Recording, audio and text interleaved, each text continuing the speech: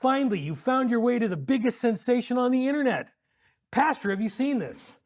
Everybody's talking about it. A production of Allen Creek Community Church, where one of our pastoral staff will take a look at something our team or you have scoured from the bottom of the internet and tossed it up on the screen here. We've never seen it before, but we'll give you our kind of Christian worldview take on whatever we see.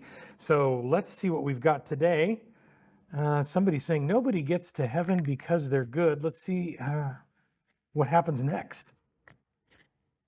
Nobody gets to go to heaven because they're good. We get to go to heaven because God's good, only by God's grace. Let me point out something here. That question and the one before, you're both making a false assumption. You're both assuming that the words of the Bible are reliable and dependable. They are not. You have built your house on the sand. Those words are not a source of truth. If you have to base truth on a book that somebody wrote, then you don't even have a concept of how to find truth. Truth is not handed to us. We use reason. We use logic. We use investigation. Okay, so there's actually a lot there.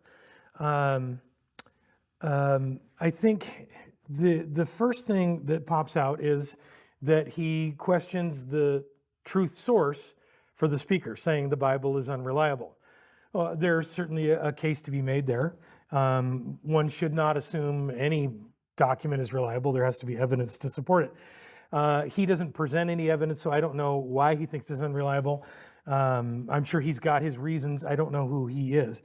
But I would say that there's astounding amounts of evidence to show that the Bible is in fact reliable. So his supposition that you can't base what you're saying on this book, I've looked into it, and a lot of other people have, and it's actually proven to be astoundingly reliable from textual point of view, from historical point of view, archaeologically, it's backed up biologically, scientifically. It's not a science book, but it's proven to be very reliable. Then he goes on to make a non sequitur, self-refuting statement, which is you have to use reason, which is a reasonable statement. And I don't think he probably arrived at that conclusion without reading some other books. Books by probably people like Aristotle and Plato, maybe some works of some Greek philosophers.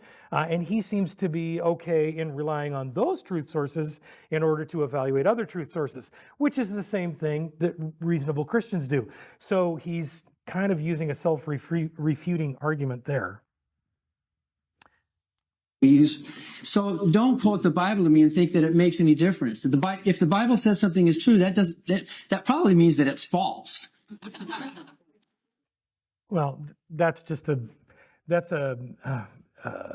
what do they call it? Ad hominem. He's just being silly and mean there, and that's kind of an indication that this is not an intellectually open person in any real way. The irony is that so often these kinds of critics are appealing to us from this kind of objectivity, open-minded sort of thing. I just follow the facts, but then they'll follow up with this kind of ad hominem, well, it's probably false. Well, that's a completely unrealistic statement and kind of reveals, I think, that there's an axe to grind clearly. So I think people can debate the reliability of the Bible a lot better than that gentleman was doing there.